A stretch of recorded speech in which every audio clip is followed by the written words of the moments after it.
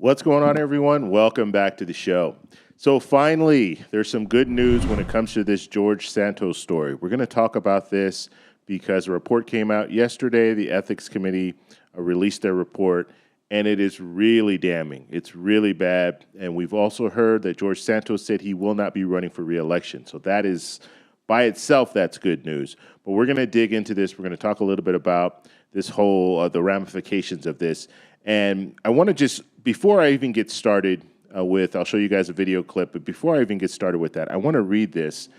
This is part of the report, and we know this part already, but let me just read it. Representative Santos's congressional campaigns. Now, he did have two campaigns, and that's why they're talking about congressional campaigns. So there was one in 2020 and then one in 2022.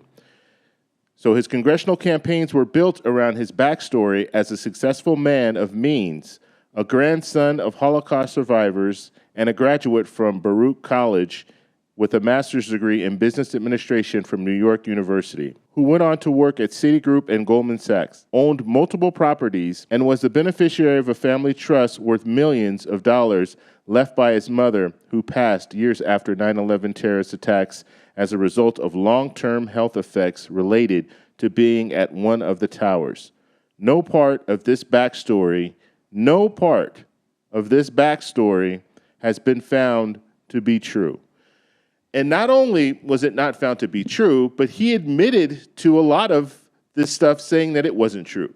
So even though these are allegations, he admitted to a lot of this.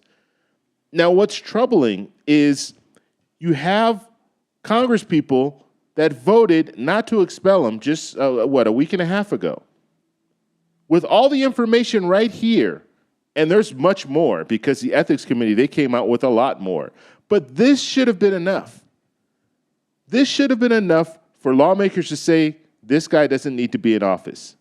He has defrauded his constituents, and he defrauded them financially, and that's what this report is showing. These are the allegations, but that's what this report is showing. That he defrauded the American people, the American tax dollars. He was taking money from the American people. And when you look at this little bio that he created, of course, it's not shocking to find out that he was defrauding people.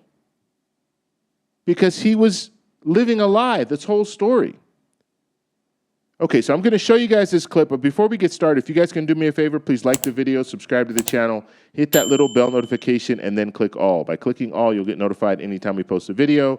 We do daily videos here, so by clicking the bell notification and clicking all, you should be getting updated every day. And just a reminder, thank you for your support. I really appreciate it. And if you'd like to follow me on Twitter and Threads, you can at the TEC Show Live. Okay, so I'm going to show you guys this clip. This is from MSNBC, but all the major outlets, they're reporting on this. And so I'm going to show you this clip. This guy was a major fraud. So here we go. Coming book, The Fabulous, the lying, hustling, grifting, stealing, and very American legend of George Santos. The book isn't out yet, but you're already making news with it. This ethics report detailed quite a bit, and it's stuff that you have in here. So walk me through what he was spending all this money on. I mean, one of the great things about this ethics report is it just shows definitively the kind of patterns that he's been living his whole life, what I've been reporting on for the last couple months. He has always been kind of interested in gambling. He's always been interested in shaping his body, Botox, Ozempic, liposuction, all these kinds of things. And now we know that he was spending campaign money on them, which is just Why did he think that spending his campaign money would be okay? Did he get away with that? I think that one thing I've learned about him is that if you can imagine something, he will try it. You know, he's tried every kind of hustle, small to big. And again, this is what's great about the report. It shows the big and the small. It was so sloppy, though, when he was filing his campaign finance reports. Everything was, just under the threshold that would be audited. And when you do it that many times, you say you've spent, $999.99 over and over again. I think it's up to $10,000, actually. Didn't he realize that would look suspicious? He's been doing kind of suspicious things his whole life, and he's never really gotten fully caught. And so I think that he just kept trying, and he was acting with impunity his whole life. And only now is he kind of hitting up against the law. Why has he not resigned? I think he has very little reason to resign because no great things are coming in his future, right? Until he's done with kind of his jail time and is on Dancing with the Stars or something like that. But he's got a couple of hard years ahead of him. So why did this person who was obsessed with the way he looked, obsessed with luxury, want to become a U.S. congressperson, which is not the most luxurious job? It doesn't have the most luxurious paycheck. Yeah, well, what I was writing about in the Fabulist is kind of his twofold reasons. On the one hand, he was interested in the money he could make and the way he could kind of fund a very nice lifestyle, Sephora, Ferragamo, et cetera, on the campaign dime, or even more simply, just going out to nice restaurants, right? So that's part of it. And he also, I think, got caught up in this kind of political maelstrom of this, post-2016 moment where politics was like the exciting thing to be in. And he's the kind of guy that is sort of interested in being famous and a little sloppy and messy, and politics it is. It's a good salary on paper, but not one that'll support a $4,000 shoe habit. Mark Trusano, thank you very much. When does the book come out? Tuesday after Thanksgiving. Tuesday after Thanksgiving, so we're getting a preview of it now. It's called The Fabulous. Mark, thank you very much. Congratulations on the book. Okay, so you saw how he was defrauding and actually using campaign funds for personal reasons when it came to Botox and things like that. And I want to show you, this is interesting too, and this is part of the report. They're just outlining basically how he was doing some of the stuff he was doing as far as defrauding the American people. And he was saying he was taking it from his personal funds and he was putting it in his campaign. Now, what happens, and this is not for every dollar, but in some circumstances, you can get reimbursed that money. And so what he would do is he would say, okay, I'm going to, for example here, I'm going to send $5,300 to my campaign. So it's going to come from my personal account. It's going to go into my campaign. But that money never showed up. The money never showed up in his campaign, but then he filed for reimbursement, and then he got reimbursed that $5,300, even though he never put it in there to begin with. And so he was doing that, and that was allowing him to have a little bit of spending money, because I don't believe he was working at this time. At least when he was running the second time, I don't think he was working. And so he was doing that to make money. And the allegations also say that he was paying off credit card bills and stuff like that with campaign funding. So he's using the campaign debit card and things like that to make these payments. So it's just a horrible situation.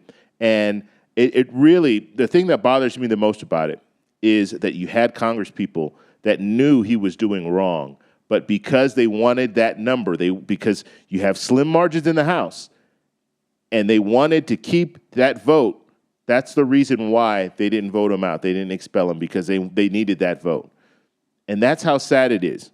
You have representatives in the House and in the Senate, but in the House in this situation, they're supposed to be representing, helping the American people, and they know they have someone who's a fraud that is amongst them, someone who is taking money from the American people, actually hurting the American people.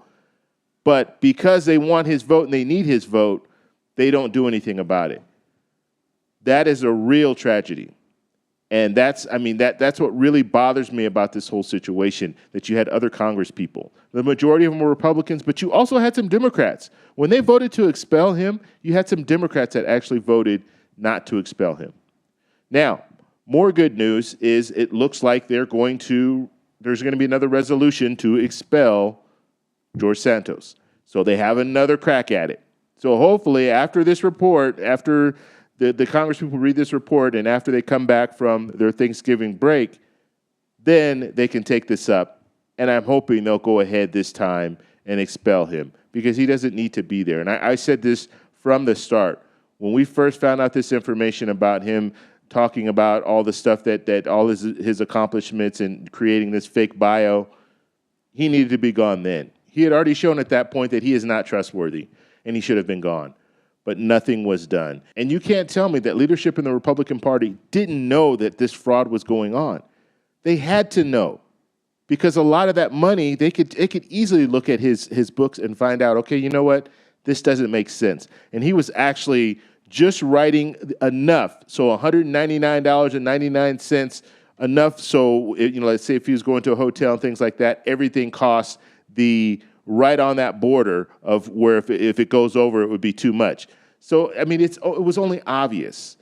and the fact that he wasn't working and he had all this money to contribute to his campaign, well, where's he getting the money from? Well, we found out a lot of that money never even went to his campaign. He just got reimbursements for that money after he said that he spent that money. So we'll have to see what happens. We'll have to see what happens after Thanksgiving. They'll have this vote. And the good news is he's not running for re-election. Even better news would be if they can expel him and get him out of office. But yeah, I want to know what you guys think about this whole situation. And you guys know me. I've been following this whole time. And I'm going to continue to follow some of these lawmakers that don't need to be in office. I just did a video a couple of days ago talking about Mullins, Senator Mullin. And he does not need to be in office. He does not have the right temperament to be in office. Let's just put it that way. If you're going to challenge someone to a fight just because they tweeted some bad things about you, you don't have the right temperament to be a senator. So let me know your thoughts below. If you guys like this video, please give me a thumbs up. Please subscribe for more, and I'll talk to you in the next one. Bye.